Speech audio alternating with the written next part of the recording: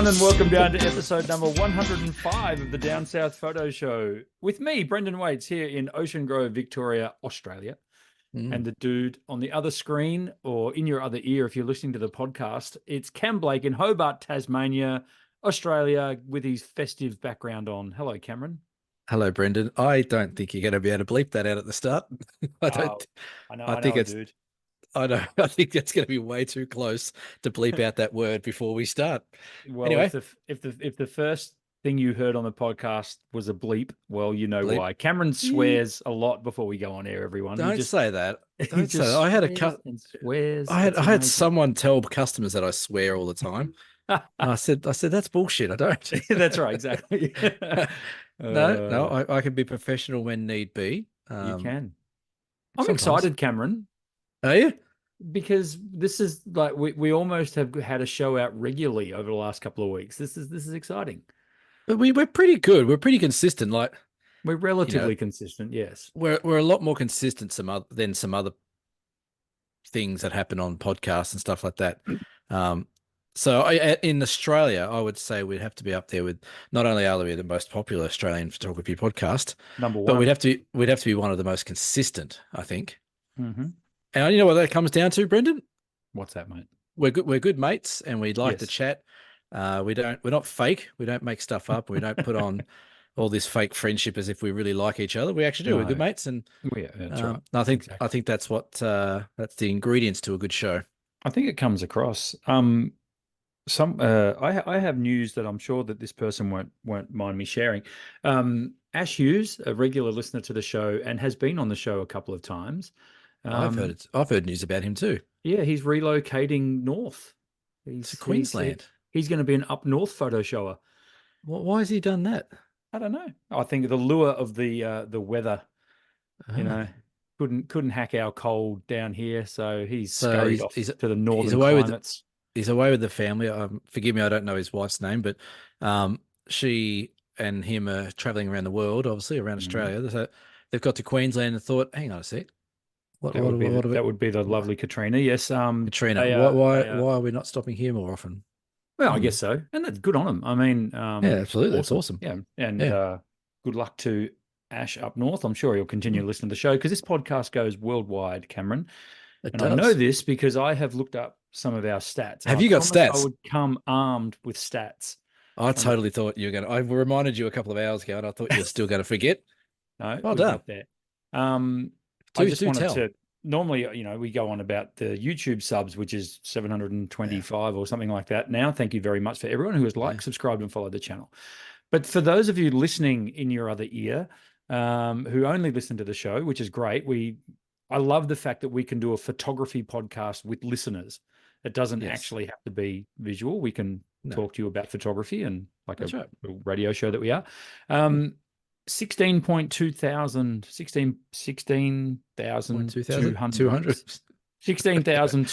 downloads of the show since its inception, which is pretty bloody awesome.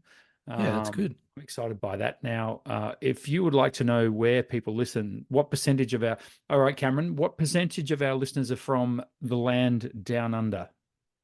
What percentage? What percentage of our listeners make from Australia? Oh, I'd say it's going to be pretty high. I'm going to say 84%. That is 100% correct. It's almost like you read my mind. No, it's not. It's 84%. 84% of our listeners are from Australia. That is correct. Oh, bullshit. You nailed it in one. That's one to you. And our second most popular country, Cameron. Is it the Republic of Congo? No. It was for a while. Our second most popular country. Oh, people are yelling at their screen. They're saying, "I know what it is." It's not New Zealand. Correct. It's not New Zealand. No, I think it's England. The United Kingdom. Yes, it is. Yeah, it's there you go.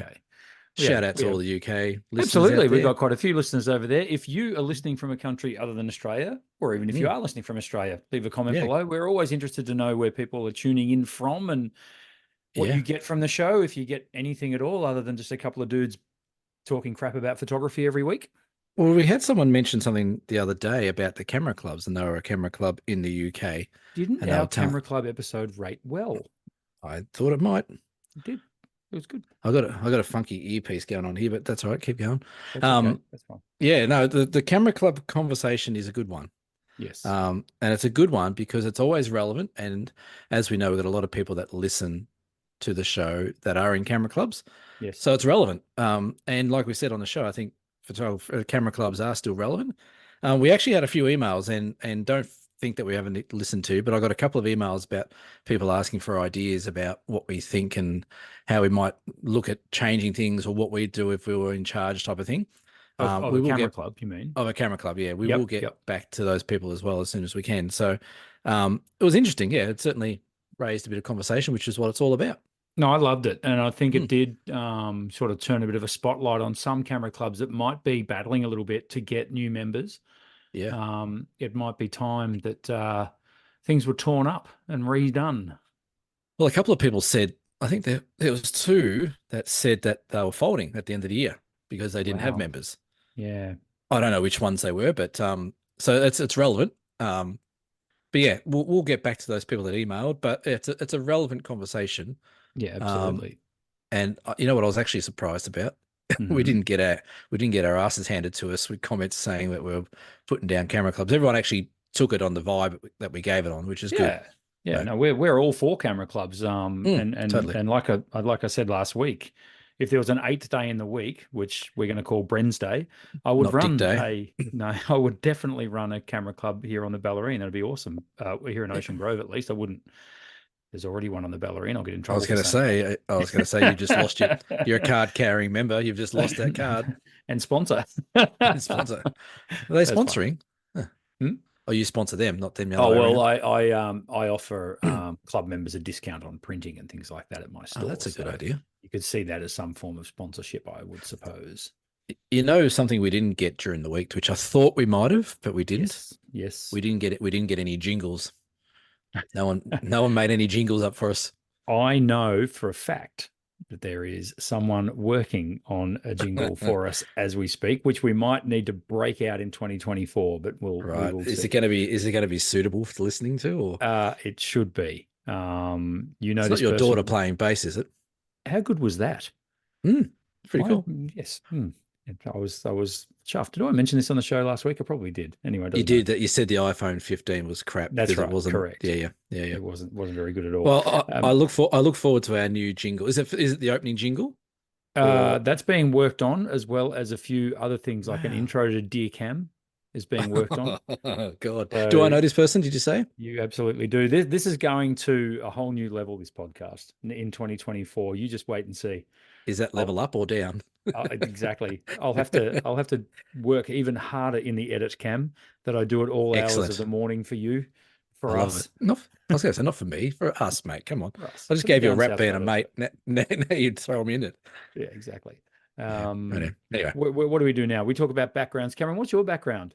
My background. Oh, look, I didn't take this photo. I ripped it off the internet. Is this from Google Images? I don't know where it's from. Yeah, I just typed in Christmas Zoom background. This is, look at that. It's even got a fireplace. How good is it? I like the exposure. I think the composition is good. The image is overall well balanced. It's a lovely shot, and the lighting is great. I'm not sure about the overall beige theme of the Christmas there, but the fire looks fake because the logs aren't burning, but that's okay. But you said, oh, we're going to dress up in Christmas attire. And I went crazy running around the house asking the kids what they had. We had no reindeer ears, no Santa suit, no hat, no nothing. So that's the best I could come up with was a background that I ripped off the internet. And some people are saying, Brendan, where's your Christmas attire? And the very eagle-eyed viewers will know exactly where my Christmas attire is, and I'll leave it at that. Oh, you've got the Nakasaki, the Die Hard t-shirt on, haven't you? Speaking of our shoes, going back to the second best host of this show, there we go, Nakatomi Plaza. Yeah. He wanted to see you in a Santa suit. He made a comment just before we came online that he wanted to see you dressed up in a Santa suit. I was hoping I actually own a Santa suit and can't be bothered putting it on. So sorry. I was actually hoping that Mrs. Waits might rock up in a Santa suit. Mrs. Waits, her appearance on the show last week Was met with some feedback as well. Some very positive feedback, of course. They thought it was great to see the far better half on screen. Does she remember being a feature on the show? She probably doesn't remember much about Sunday, but that's another story. This is my background right here. This is the Barwon Heads Bridges. I've actually used this as a background before. I'm so slack at the moment, guys. I'm flat out busy, and I'm sort of cobbling together the Down South Photo Show for my good listeners. But that is the wonderful Barwon Heads Bridges, which are just an absolute icon in this area and fantastic to photograph under all conditions. I'm sorry that we're putting you out to have to actually go and do stuff for the show. So you should be. So you damn well should be. But no. But the amount of money you're raking in, Jesus. Yeah, that's right. You know I would never miss an episode of the Down South Photo Show. Well, it's fair to say that you have been on absolutely every episode of this show. All 105 of them to this point. Yeah. Exactly. Hey, getting back to the audio stats, 16,200 downloads. Yes. England was the second most behind Australia. Correct. Was there any other things that came out of those stats? Because I haven't really done a deep dive, Cam. Struth. Okay. Which platform do you think people use the most to listen to us? I can give you that. It's got to be Apple Podcasts. Apple Podcasts is number one. I'd say all 3 from 3. You are with almost 55% of our listening audience on that platform. Second would be. I'm going to go Spotify. Correct. You were 4 for 4 tonight. Doing well. Okay. Spotify at 18.5%, followed by Google Podcasts after that. So if we compare the audio downloads, 16,200, to the YouTube downloads, they're fairly similar, aren't they? Yes. Yeah. So our audience is pretty well split between YouTube and the audio version. Yeah, it is good. That's cool. Good. Yeah. Cool. Also, we can go down further, and I want. Well, this is it. No, actually, no, that's not right. Sorry, I'm only looking for the last. I don't know. In the last week, other than last week's episode, what do you reckon the most listened to episode was? The most listened to episode, apart from that live one that went live into every household in India, which doesn't count. I think it's probably the Overland track one. Episode 77, live from the Overland. Correct. You're just nailing it all tonight. You just got it going on. The only reason I know that, I think, is because it's Overland track season now, and I think everyone's Googling Overland track. So now they're watching that. But if you haven't watched it, what episode was it? 77. 77. Hello to Robin, who has headed off. She's going to have Christmas on the Overland. How amazing. Oh, good. Good stuff. Bought herself an OM5 off me to do that. So very excited. Watched our video on the Overland and said, I'm getting an OM5 just like Brendan had. So that's cool. You're a trendsetter. OM System, if you're listening, sponsorship. Now, next that's question. Backgrounds talked about. All right, that's it. Cam, we're going to get into a main topic. One of the main topics tonight is a bit of a chestnut for you, Cameron, and a bit of a bugbear that you carried throughout, and at least you have stayed consistent right throughout the history of the show. I will stay consistent, and it's not back button focus, because we had an email about back button focus. Someone almost unsubscribed to us because that was quite funny. That was quite a funny email. That was a very funny email because I hung too much shit on back button focus and Nikon. This is not back button focus, and it's not about Nikon. What it is about, and I'm starting to get my rant hat on again. I don't contrary to popular belief, I don't actually like ranting too much, but every time around about this time of year, we have a whole heap of photo competitions that happen. There's the International Landscape Award. There's this one. There's that one. They're everywhere. And without doubt, almost every year in the last handful of years, it's aerial photography winning these landscape photography. There we go. You've just put up an aerial on the background. They're winning these competitions hand over fist. And I'm just sick of it. I think it's becoming boring. Like aerials are great. Nothing taking away from the artists doing aerial and the people that get up there and take shots. It's great. You get that different perspective on landscapes. But for God's sake, so are they winning every shot, every competition because they're good? I don't get what these judges are looking at. Like people, like some of the top 50 that you see, there's some amazing landscape shots in there that I think just trample all over the ones that win or get in the top 5 of aerials. And I don't know why this has been going on for 10 years, since even when I was in the AIPP, It was Ariel. Ariel won this, Ariel won that. And it was a handful of people that used to be able to win them because they're the only ones that could afford to go up in a plane or a chopper. But surely we're past aerials. Like aerials have been going on for a long time.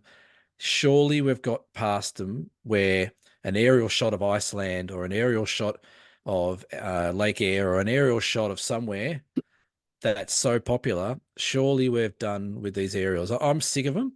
And again, it's not anything to take away. They're great photos. They're very well done photos. Some of the people that are taking these aerials, we know they're not, there's no problem there at all.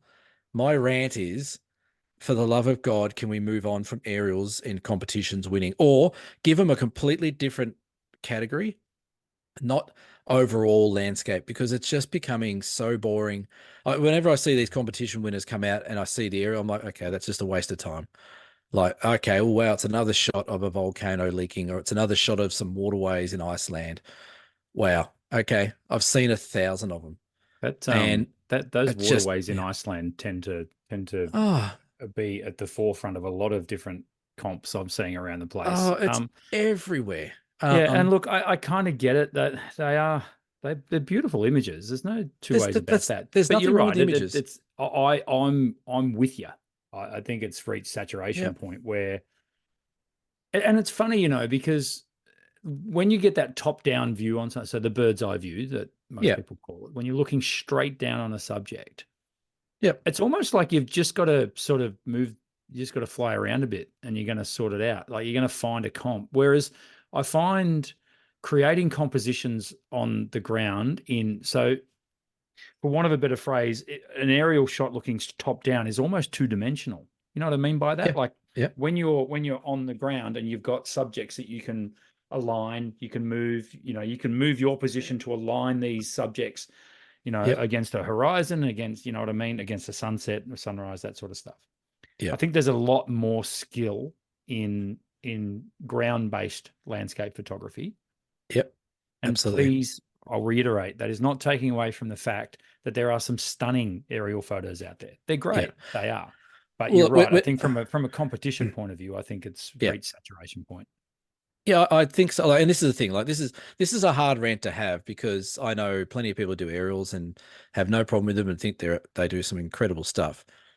This is more of a rant against the judges who just keep on making these aerial photography shots win everything. Like, surely the judges have been saturated beyond the point where they see an aerial pop up and go, oh, for Christ's sake, another aerial. Like, surely they're thinking this, but doesn't seem to be. One of the competition I'm referring to is the International Landscape Photography of the Year, which I think they announced the winners a week ago. And Australian photographer, Tony Hewitt. Tony, I've never met Tony. I maybe met him once or twice in the AIPP. Lovely guy. He's an absolute legend of the game. He's been around for years and he won with some aerial shots. But as soon as I saw the aerial shots, regardless of the subject matter, I just looked at them and go, okay, it's just another aerial collection winning some shots. But when you scroll down through the competition, there's some second place and third place shots, which are ground-based traditional landscape shots. And they're stunning shots. And it's just like, that's more interesting. The execution of that shot, the location, the composition, that's more interesting to me than a shot down from a plane or whatever it might be. So yeah, it's a bit of a rant, but I hope next year in 2024, hopefully some people that listen to this show, maybe we've got some judges who give us 2 seconds of their time. But can we just stop awarding first prize to landscape aerials all the time? Or it's just it's like when you watch, like a sport, and it's like the Australian cricket team at the moment. They win every time in Australia. Like they're unstoppable at winning at home. It's boring. Yeah. Like and they're getting 12,000 people turn up to a test. 12,000 people turn up to a test. But and the reason is because people are just bored with it. It's the same with aerials. Like I'm just bored with aerials. Like I've been off the bandwagon for aerials for a long time. And yes, I've done aerials, and yes, I own a drone and I do all that kind of stuff. But I just don't see why every competition has to have aerials rating really highly all the time or winning. I think it's just saturated and it's boring, and we need to move on and start rewarding some of these people that, they do hike in a week to get these incredible shots, or they go through this incredible weather event to get these shots on the ground. To me, that there needs to be more emphasis put on the effort getting the shots versus just the opportunity. Yeah, I think And you made the point a few weeks ago that not everyone can get a helicopter and jump in a no, plane and, get no, to these places and go to Iceland and all that sort of stuff, no. which I don't know. I mean, is it an unfair advantage? I don't know. These people have paid their Yeah, well, hard I earned don't. to go do it and shoot these places. Yeah, I mean, each their own, and that's totally fine. And yeah. I'm definitely envious of people that have those kind of opportunities to travel to those places, and I wouldn't want to rob them of that opportunity at all. But I think the point you're trying to make is enough already. Yeah, look again. Like if people have the ability and the time and the effort to go up and do these shots, like I speak to TP a fair bit, and he does lots of aerials, and sometimes he spends hours in a plane, sort of lying on down and taking shoot straight down. Like there's effort involved, but it's almost like if you can get an aerial shot over Iceland or over a volcanic landscape or over some sort of salt lake or something like that or waterway, you're almost guaranteed a top 10 in every competition in the world. And I just don't think that's like I said, this is more of a rant at the judges. I think the judges need to have a reality check Yeah, that, you know what, like aerials are good, but if you just keep rewarding these aerials over and over and over and over again, you're stuck in this rut and people are going to lose interest and probably have already. I yeah, know in the AIPP when every aerial shot won the landscape photographer of the year for years, people just stopped entering. Like they just yeah, gave up. yeah, because they So weren't going to get like, anywhere. I yeah. find, I mean, and I could be wrong because I don't pay a lot of attention to photo comps. I honestly don't. Um, I think it's trends tend to last a good 4 or 5 years with photography Yeah. competitions. I could probably, and over the last 20 plus years that I've even had a passing interest in this sort of stuff. You can go back to like, the HDR was huge Mm. around from Yeah. 2000 to Yeah. 2004, 2005, and I'm trying to think what other photography that, and then there was a lot of raised blacks and high contrast, Yep. landscape and borderline digital manipulation photographs then really took off towards the Yep. back of the 2010s. And now it's aerial stuff. But these aerials have been around, like I would say, easily 10 years. Yeah. Easily 10 years. In the Time to AIPP, turn the page, people. Turn the well, it's just, page. I'd love to have a look if we could canvas, not what we can because we don't have time to do it, but if you canvassed all the major photography awards over the last 10 years and did a percentage of which ones were won by an aerial shot, it'd be in the 80s, Yeah. 85, 86% Yeah. It'll be easily. pretty high. It will be pretty high. And I just think it's just a shout out to the judges. Can we move on from aerials? Like, it's beyond repetitive and it's just a bit boring. Like I Hmm. said, it's like watching Australia play Pakistan at the Wacker or at Perth on an absolute highway. Like it's just boring. Do you know they're pulling the So whacker down? are they? The whacker is disappearing. I Well, find I find that a little sad. it is pretty sad. I'm a Um, traditionalist though. anyway, that's my rant. I'll get it out there for the end of the year. Aerials, just look good luck. Congratulations to the people that win. Yeah. Like there's nothing against them. Like you said, they're doing the hard work and they're taking the photos and processing them all and editing them all there. But judges, like, can we just mix it up a bit? Yeah. Go out Um, on a limb, do something different. our January comp will be aerials, folks. So get your entry. No, I'm joking. Shit. That's not going to happen. No, Yep. Okay. I'm with you. I'll sorry. follow you. I think last year or maybe the year before around this time, we did an entire episode dedicated to what you would buy the photographer in your life for Christmas. We did. I think we're going to maybe put a different sort of spin on that this year. I reckon we need to rack our brains. Questions without notice. I reckon we need to rack our brain on what we might as professional landscape Mm, photographers, yeah. what we might like for Christmas this year.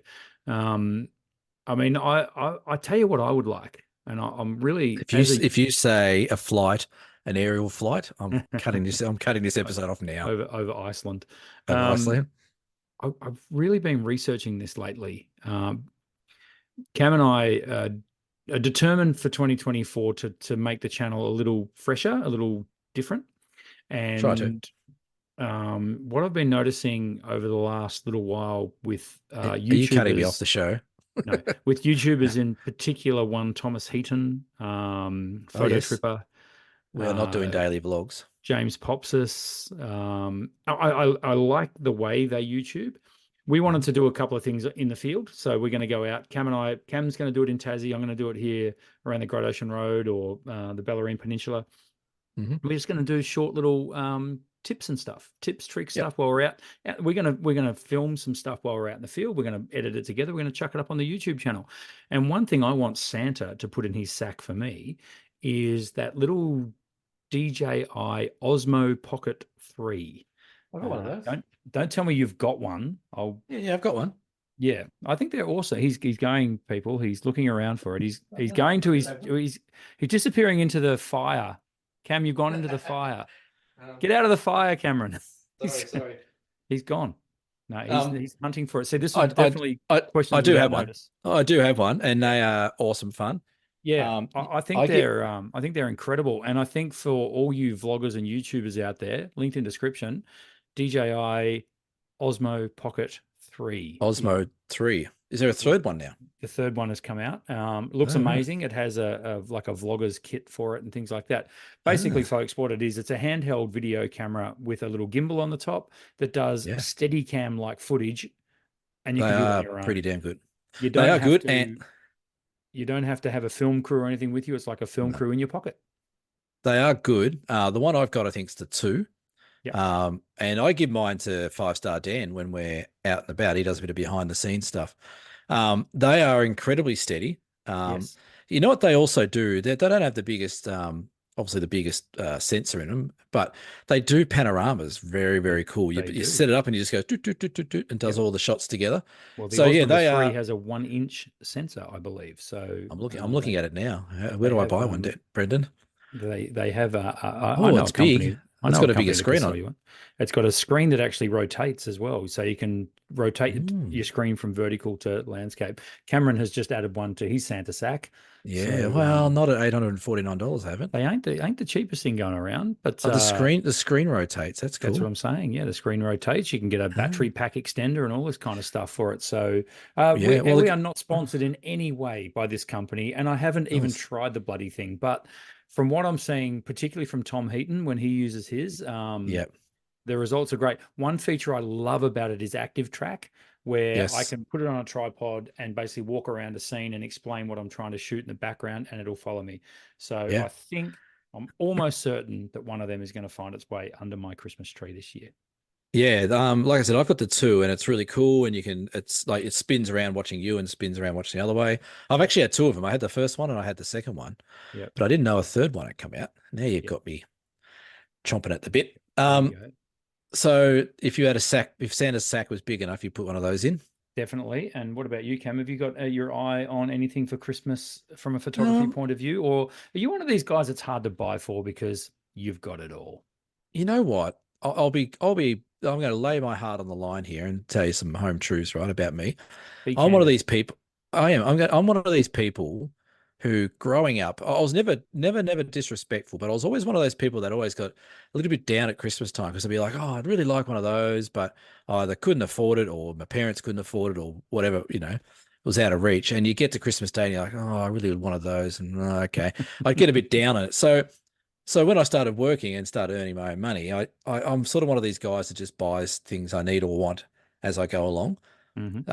And for me, Christmas is not necessarily about gifts anymore. It's more about just spending time with friends and family and all that kind of stuff. So I don't really get much for Christmas each year because I generally just get what I need throughout the year. As you go. Yep. As you go. But if I could ask for one thing, and I don't know if Lisa's watching or listening, I don't know what it would be. I'm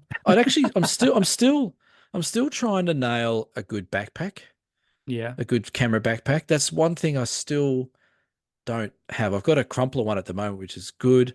I do like the f-stop bags, and they've got some good bags that have come out recently as well. So maybe I would ask for one of those, perhaps. I'm absolutely in love with my backpack. I finally put that low pro big orange thing to use. Yes. And brilliant. Holds all my gear perfectly, everything. So really, really happy. I think it's a Trekker 4. I can't remember what it's called, but it's really, really good. How many liters is it? Do you know? I don't know. I haven't got it here. That's questions without notice, Cameron. Okay. So yeah, if I'm going to say that it's probably 10. Oh, okay. So it's pretty small-ish. Is 10 small, is it? Well, I don't know. Yeah, but if I could ask for something, it'd probably be a backpack that I actually like. So, There you go. but Okay. but I am a bit tricky to buy for. Mm-hmm. So, well, now looking at this Osmo Pocket 3, like I'm almost pressing buy now on the Shopee. Yeah, it's very tasty. It's a very, It's very cool product. So Yeah. yeah, Well, getting back to, sorry, what you said earlier about us going out in the field and things like that. Yeah, yes. absolutely. I want to do a bit more of that this year or next year coming up, Yeah. for our channel and also my own personal stuff as well. Because I've got hours and hours of footage of all these Mm-hmm. places I've gone. I've never done anything with it. Yep. So the other thing I was looking at today, which would be pretty cool to get, is those slide bars where the camera goes and moves along. Yeah, I do. That'd be cool to have in the Santa sack as well. Yeah, and imagine putting your Osmo Pocket 3 on that. Be pretty cool. That would be very cool. I like the sound Mm. of it. So yeah, we're going to hope I haven't let the cat out of the bag, so to speak, but we are going to do a little bit Yeah, more with the channel we- next year. And it was like a 5-second discussion true, about 2 weeks true. ago. That's right. But it's going to happen, right? It's So going to happen. No, we want to mix it up a bit. yeah, And like I said, it might even be. I was thinking out loud now, like if we did like a 5-minute snippet or a 10-minute snippet of a tip or something like that, we could put it within the episodes on here. So absolutely. in the middle of the episode, we're gonna have like a 10-minute break while we go out and show you how to shoot a sunrise or shoot a sunset or how we taking our bag, what we take in our bag, etc., etc. So Stay tuned for that, folks. yeah, it's coming. It means Brendan's got to edit more, which is Yeah, fantastic. That's fine. I don't mind editing. That's fine. It's not what So you say off air. my hiking kit, well, my hiking camera gear is OM System OM5, as you know. Yes. My 8 to 25, which needs to be repaired, but now I've got a 7 to 14 as well. So I don't know which one will come with me on the 3 caves, but we'll work it out later. Yeah. I still have a very big gap in my system. And I am still on the hunt, Santa, for probably a 12 to something. Now, I don't know whether to go to the 12 to 40 or the 12 to 100. And being a landscape photographer, I'm starting to think the 12 to 100 would be great, but I think it's only f4, but that doesn't really worry me. It is only f4. That doesn't worry me so much, given that I've got the 7 to 14 f2.8 Pro. So there is a gap in my bag. I would say the 12 to 100 is great, and it's got image stabilizer built in it too. True. So that's to me that almost offsets the 2.8 versus the 4. Yeah. But the 12 to 40 2.8 is also a good lens. It's pretty much your go-to sort of every run of the day, run of the mill type of thing. So yeah. So you might put one of those in Santa's sack as well. That's right. And I'm going to shock no one here by saying that I wouldn't mind getting my hands on some kind of full framed system as well. Okay. Yeah, whether that be Sony, Canon, Nikon. I have actually I wanted to do some research on the Z series from Nikon over the last couple of weeks for a friend of mine, Colleen up in Swan Hill, Barthy's missus. Barthy's missus. No, anyway. Colleen Bath, who's a very good, very loyal listener to the show too. G'day, Barthy. She's had to upgrade. Didn't have to, but she wanted to upgrade she had a D800. Yes. And was just finding the thing too bloody heavy. Yeah. So this is funny as well. The Nikon mirrorless system. So I've been doing a lot of research. There was actually this very question was posted on the BFOP page this evening. Someone wants to go like word for, it might have even been the same person. I don't know. Pretty much word for word that they want to change from a heavier system. So they said, I'm after some advice. Someone who will use different brands of mirrorless. What would you recommend? I've got an D850 and find it getting heavier. Okay. I've said it on the show before, and I'll say it again. The cameras these days are getting too heavy for people because there's lighter options out there. Yeah. But one of the good things, our good mate Glenn Lavender, who's happy birthday to Glenn today. It's his birthday today. Yeah, he's almost 60 apparently. It can't be 59. So, but he made a good point that even though they're mirrorless cameras and full frame, there is so much weight still in the full frame lenses. So Yeah. you really don't save a great deal of weight when you go from a full frame DSLR to a mirrorless. So Yes. you definitely want to hold one of those with a prime or a 2.8 lens on there to feel, because I think you'll be unpleasantly surprised at how heavy they still are. Yeah, but what I'm finding is the new lenses that are coming along. So Yes, Canon's RF lenses, Nikon's they are lighter. ZF lenses Yes, are incredibly light. they are. Quite impressed. One, I have got a little bit of a bone to pick with Nikon. When I was doing the research and looking at, in particular, lens compatibility. Hmm. So, can I buy an adapter and put old lenses on a new camera? You can. You Mm, actually can. And Nikon make a fantastic adapter. yes. Here's the catch: they fit, they work, but only half of them are autofocus. So Hmm. the Mm, autofocus vanishes with the adapter on more than half of the Nikon lenses, which I think that's a bit crap. Um, yeah. it's like a little sting in the tail. Oh, I've got this great new camera. Oh no. Okay, Yeah. now I've got to go and buy another bloody lens. A few weeks Really ago, wasteful as well too, and I'm not a fan of that. They should, these this glass should last forever, Cameron. So it should.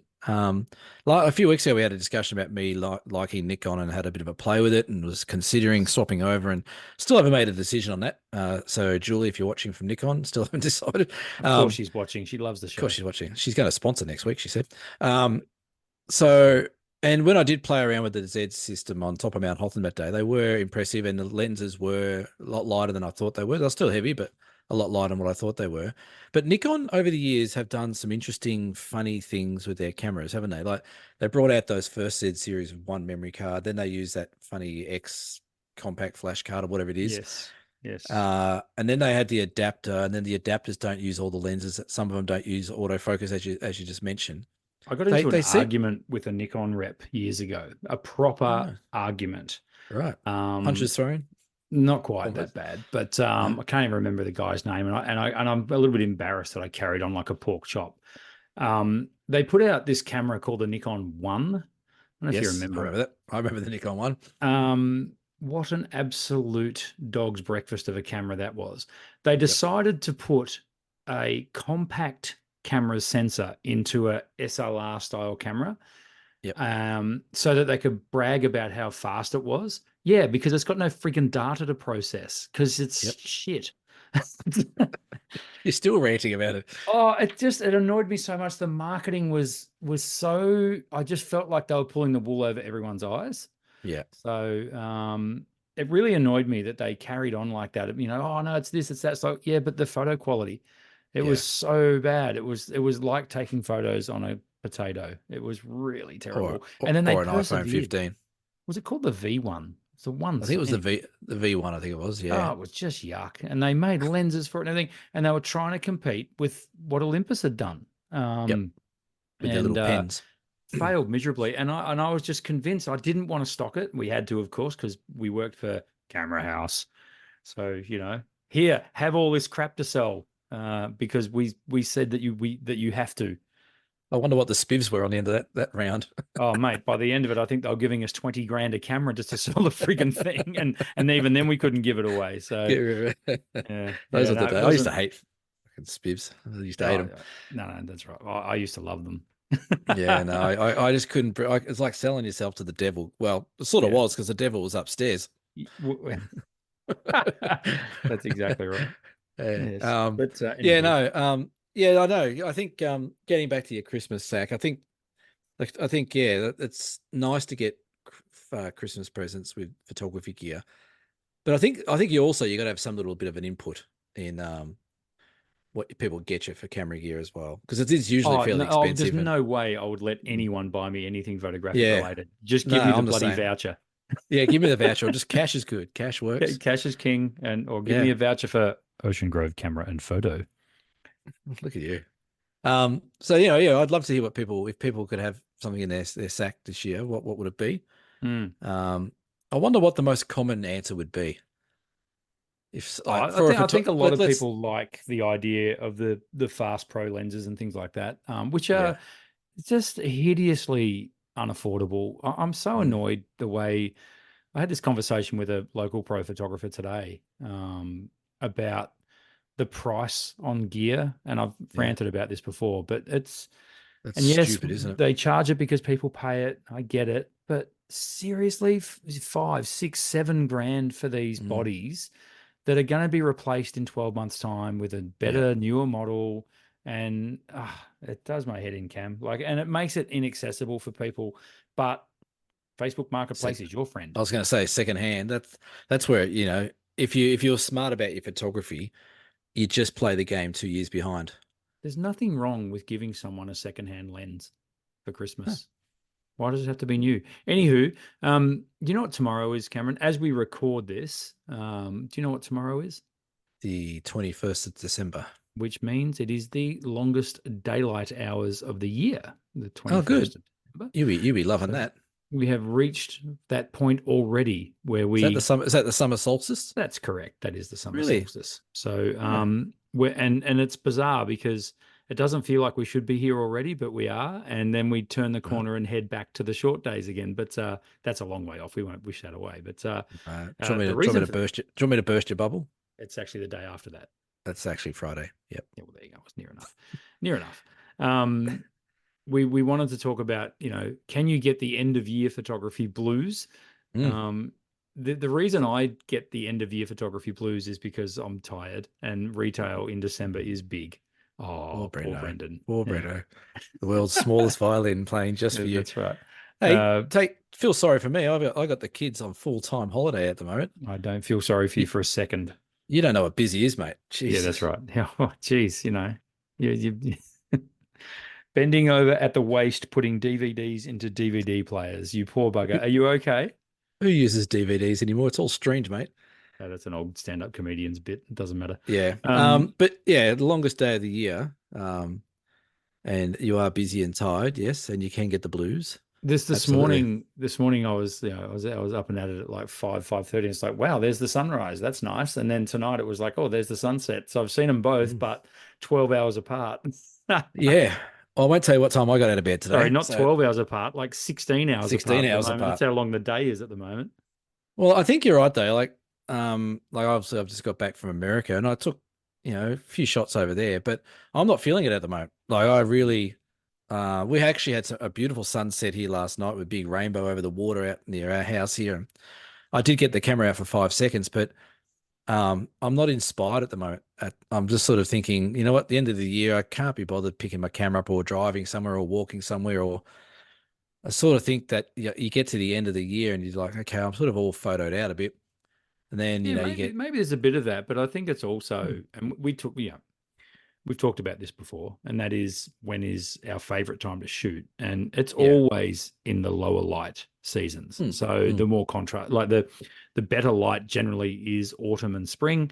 That's right. Yeah. And then you get the winter light as well, which is great. Summer light can be quite harsh. Hot days don't necessarily make for the best photos. So that has an impact as well. But I think you're right. I think there's a factor of, and it's obviously psychological because, it's just a concept that now we're at the end of the year. End of the year. That's right. Yeah. The year just goes on and on, doesn't it? Yeah, it does. And we sort of want to give our cameras a bit of a rest and not do it, for a little while. I think summer, like I was thinking about this today as well. Like, I've got all these visions in my head of where I could get some really nice shots down here in summer. They all involve walking up the top of a bloody mountain. But in summer, what you do get is those beautiful long sunsets with all the layers and the haze through all the mountain ranges. And I'm up there next month. As you know, we've got our Down South photo show workshops and I've got some Olympus workshops. But I'm planning at some stage to go either up to the high country and do some sunsets and sunrise. I might even swag up on top of Hotham for a night or two and just see if I can get some early morning shots and late afternoon shots of all the layers and stuff like that. So there is things you can shoot in summer, but you're right. Like we get to the end of the year. It's not really the end of the year. The year doesn't end. No, it's just Groundhog Day. But I think Christmas time is a bit shitty as well. Like there's so much on. You're winding down from work. You're getting presents and stuff like that. That was the one thing in America that was quite interesting because they don't have a massive Christmas holidays. Like that's just the middle of winter. So it's just have a quick winter holiday and away you go. Where that's right. We get to summer. We're like, oh, summertime. We've got weeks off. We go down to the beach. We can more daylight. It's a different. Over there they have summer break, so they do They have it summer break. That's right. any other So time of the year. So they do it in June, yeah. July. So But what I'm saying is they have their long break through a period of time that's not huge celebrations and things. It's just yeah, summer. We have summer celebrations. Then we have Christmas on top of that. So you're sort of double dipping your celebrations, and long hours, lots of drinking, lots of eating, lots of family yeah, arguments, yeah, lots of that kind of stuff. So it's yeah. a tiring time of year. It And the is. last thing you want to do is get your camera out and go drive somewhere or go walk somewhere and do too much after a big Christmas pudding and Yeah, all that kind of stuff. I know, and it's funny because it's funny you say that because for me, I literally get to Christmas Day and fall in a heap. I do it every year, and this is Yeah. my 10th or 11th Christmas on my own, like working my own business in retail. Yeah. And then I do find though, between sort of Christmas and New Year, the bug starts to come back a little bit. I start looking at my Yeah. gear and hang on, I wouldn't mind getting this out and blah, blah, blah. Yeah. And I'm quite excited next year because next year, which is like in a few weeks, I'm off on the Three Capes walk with yourself. We're I'm doing a quite walk. looking Yeah. forward to that. So am I. Yeah. Yeah, I think it'll be good, not just to catch up with yourself, but also just to get into somewhere I've never been before Yeah. and photograph it. Like, Yeah. cool. I think that, yeah, I I think think we that's a should big both key. have our DJI Osmo Pocket 3s on that. And I think we should just go online and buy one now. What do you reckon? there's an episode for you. Yeah. So yeah. Yeah, I agree. And I think having goals, and we've spoken about this throughout the last couple of years, having goals in your photography is really important. Yeah. Even if it's over Christmas. Like I know people that used to do the 12 days of Christmas photo challenge. Yeah. So they go out, for this day you got to shoot this and this day you got to shoot that. So yeah, setting yourself challenges through those periods where you think you're getting a little bit down, Yeah. a bit over photography, it's always good to do, or do something completely different. Yeah. Go do portraits or go shoot macro or go do Yeah. something completely Yeah. different. Yeah. That can also spark your interest back up as well. So if you're into New Year's resolutions, make one of them to take photography to somewhere you've never done it before. Yeah. Portrait is awesome. Portrait can really get you out of your comfort zone. I quite like, you might try some light painting. That's cool. Yeah. Yeah. Macro is always a no-brainer and very easy to do. Yeah. So there's lots of genres that you can have a crack at if you're into New Year's resolutions, which I'm not generally, but that's fine. Well, the other thing, just while you're on that, to New Year's resolution, New Year's fireworks work really well as well. They do. People do the fireworks and people get out in there, and that's pretty always much fun the one to only check. thing that fireworks are good for is taking photos of, in my opinion, a bar humbug. We don't have a deer cam this week, but if you have a deer cam, people have given up on deer cam. If you, that's right. We'll get back into it. Needs a jingle. Cameron introduced a new segment last week called Photography Word of the Week. Yes. Now, are you ready for this, Cameron? Are you ready for it? You're the one who has to figure it out. Well, I'm just making sure that you're set. I'm ready. I've got the meaning here in the book. So for those who aren't playing at home, this is the Focal Encyclopedia of Photography. It's a book I've had since uni, which is 20 years ago. And it's a big one. And it's got heaps of stuff. And I used to have all these little tags in here about stuff we studied. But I thought it'd be funny and entertaining and somewhat educational. You know how educational came in the third then? That's how we run this show. This is infotainment at its greatest. Infotainment. I thought it'd be funny to pick out a photography related word that Brendan doesn't know or shouldn't know. He hasn't looked it up. I've only put it in the notes a couple of minutes ago. I have not. He has to pronounce it, and he then has to give me an idea of what he thinks it is, and then I'll tell you what the official meaning is. I'm going to have a look at the word is on the screen, and I think I can get the pronunciation right of this one, and that is halation. Yes. Halation. Not jubilation. No, halation. Okay. What do you think that is? I think halation. Now, I'm looking at the word and halo, like a glow, something like that. Yeah. Halation. Halation for those playing at home. So would halation be an effect, an unwanted effect of a lens, where it might sort of similar to like a sunspot or a lens flare kind of? Am I in the ballpark, Cameron? You give me you're doing pretty well. Okay. It's not necessarily a lens effect as such. It's more of a light effect. So halation, bright light sources in photographs are often surrounded by a luminous halo. Yes. with a diffused outer edge.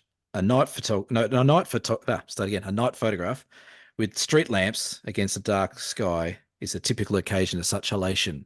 Ah, yes. Okay. Yep. I get it. The sources could be several. If there's mist or smoke in the air, it Yes. will scatter the light and be seen by the photographer and the camera. So it's the glow that is illuminated off the lights, Yeah. sometimes affected by atmospheric conditions and things like that. Well, I'm giving myself a pass on that. I think I got that Yeah.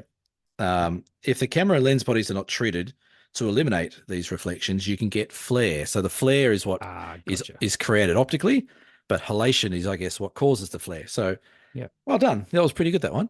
Sometimes when you get the big ring around the sun, that would, I suppose, be a halation. Well, it would be. That's actually moisture.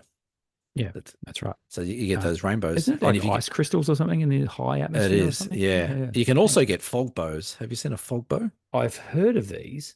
Yeah, you get them a lot on the overland track actually, and because all the huts are in these little valleys, and if you wake up early in the morning where the button grass plains are, if they get a bit of frost overnight, they get the sun on them, it creates a bit of fog, and then the moisture in that air, you actually get, like at ground level, you get this beautiful circular rainbow, Very cool.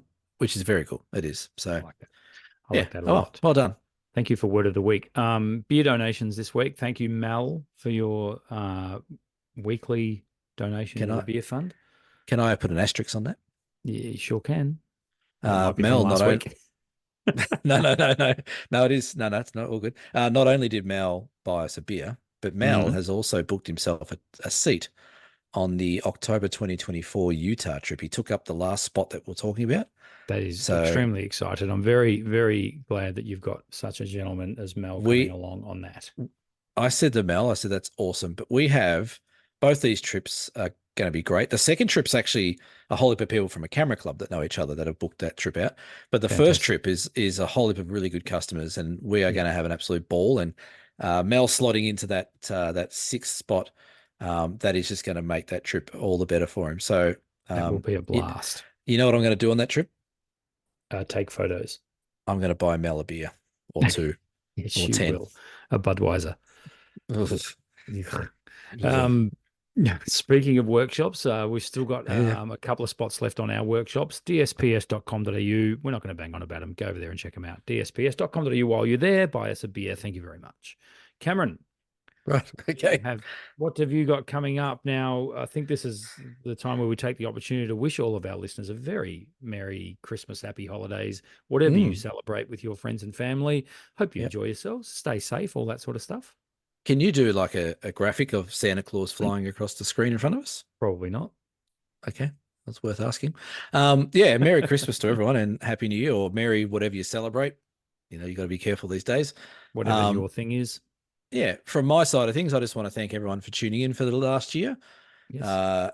We've had a lot of fun this year. We're not going away anywhere soon. We're going to continue. We are going to go magic. out with a bang for the New Year's. Are we just? Are we going to fireworks? Well, I think, Well, I think maybe December 29, 30, something. It's probably December 29. We'll put out another episode. So we will. Right. We're going to have a big wrap on 2024 in the next episode. So tune in for that. But I hope your Santa sack is full. Yeah, never sounds good saying that. But yeah, hopefully people have a great Christmas and a safe Christmas. Look forward to hearing what you got. So feel free to dump on the Down South Photo Show Facebook page. Tell us what you got in your sack. If there's anything exciting or anything that preferably.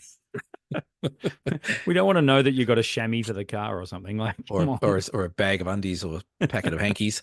But no, I'd be interested to see if you do get something that's awesome, please let us know in the comments. Yes. If you get that, whatever it is, $20,000 camera kit or, I know one of our listeners is getting something awesome for Christmas, and I can't say any more than that. Oh, you can say it off here. You can tell me.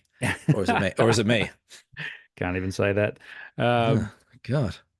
Right. That's it. What do you so I've got nothing going on. I'm on holidays. So I've got as we're recording this on the 20th of December, I now have 4 days ahead of me of full-on retail. Thank you to everyone who has supported Ocean Grove Camera and Photo this month and this year, in fact. Everything's trending in the right direction. We are up, which is great. Thank you so much. Keeping me nice and busy. to the point where I wish it was Christmas every month. But hey, what are you going to do? That's fine. Cranking out the prints, frames, canvas prints, photographic equipment, film, selling a bucket load of film, Cameron, this Christmas. So, which is great. Exciting times. So people in their sacks are going to get film and like just wads of cash so they can go develop it afterwards. That's right. Exactly, because you'll need it. Yeah. Hey, if anyone gets an aerial print for Christmas, burn it. That's right. Not a fan. That is it. That is the podcast. This has been episode 105. Scrolling up. Where are we? This has been episode 105 of the Down South Photo Show. We will see you for episode 106 next week, and also our last show for the year. It's been a pleasure. Bye for now. It has. Bye-bye. Cheerio. See you later. Cheerio. Merry Christmas. Yeah, Merry and whatever you're into. Bye. Who's Mary?